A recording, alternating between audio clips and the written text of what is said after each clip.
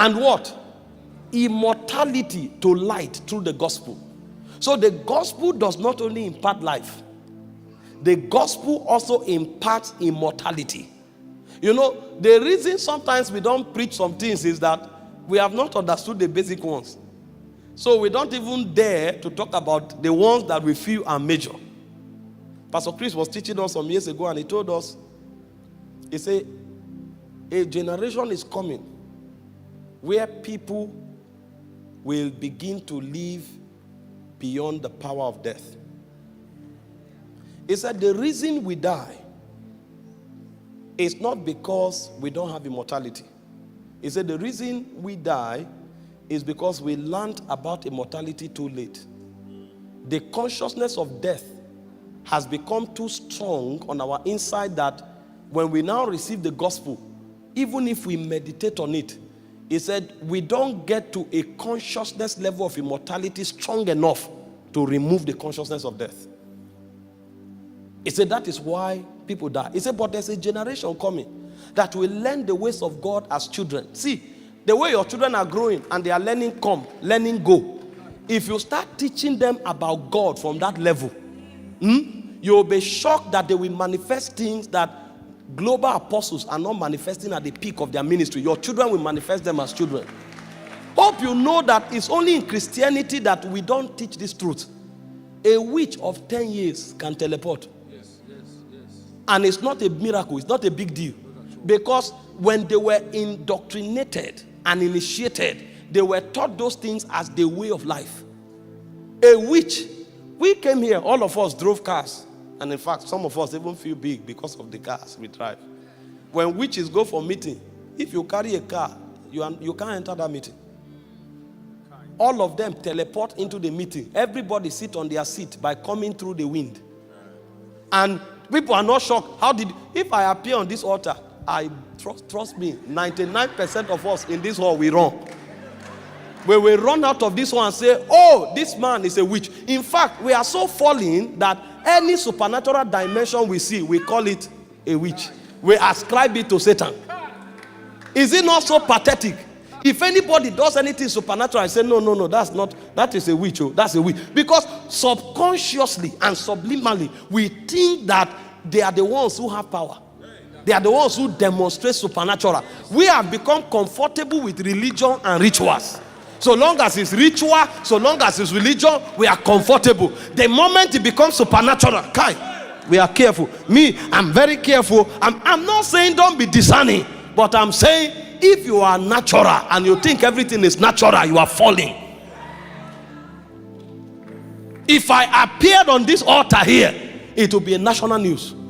You will see it everywhere. Christians, it will become a debate. You will see theologians sit down, and some will be arguing for, others will be arguing against, and the argument will last till the end of this year. Because we don't know what we have. We don't know what we have. We don't know who we are. How can a doctor be struggling in the hospital?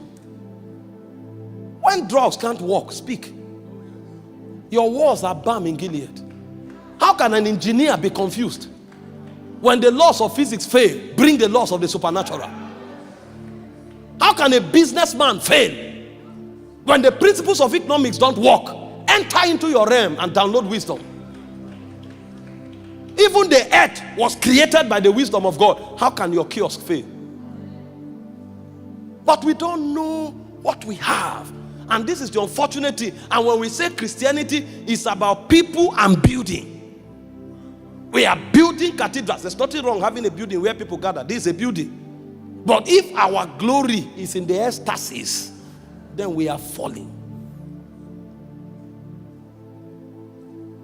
Please sit down. It said the gospel brings life and immortality to light. And so any man who is born of God is introduced to a journey from where he is into immortality. The same way we are brought into the journey of life to come into awakenings where we can manifest God, we are also brought into a journey of moving from fleshly mindset to spiritual mindset until immortality becomes a possibility in us. In 1 Corinthians 2 verse 12 to 14, he said, the natural man receiveth not the things of the Spirit of God. He said, neither can he know them, because they are spiritually discerned. We have not received the spirit that is of this world, from verse 12, but we have received the Spirit that is of Christ. So we know the things that are freely given to us by God. He said, which things we speak, not with words that human wisdom teaches, but with words that the Holy Ghost teaches, comparing spiritual things with spiritual. But the natural man receiveth not the things of the Spirit of God, neither can he know them, because they are spiritually discerned. So these things I'm sharing may not even make sense to somebody who is not spiritual. But this is the heritage of the saints in light, that we should manifest immortality. But you see, it's not automatic, it's a journey.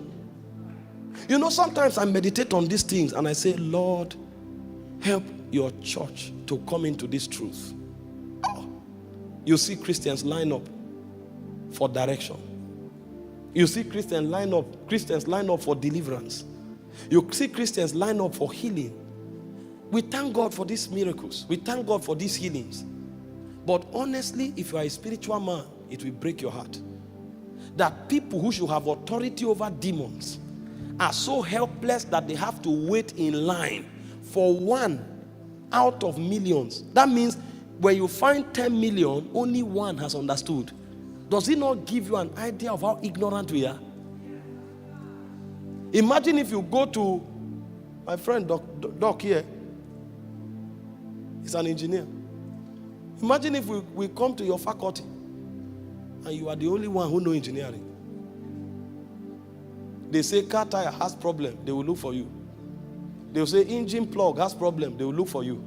Is that something that will make you happy? It will be a shame.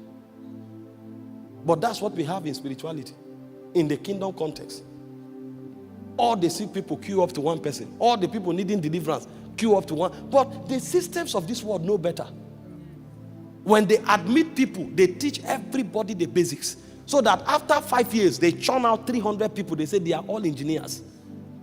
And if they are civil engineers, all of them can build. If they are mechanical engineers, all of them can handle machines. If they are electrical engineers, all of them can handle electrical matter. So they are raising people. But we have people, church has been there for 10 years. It's still one person that is casting out demons. It's still one person that is praying for the sick. It's still one person that is prophesying. And we are so happy. Does it not suggest to you that there's something wrong with our syllabus? If people go to secular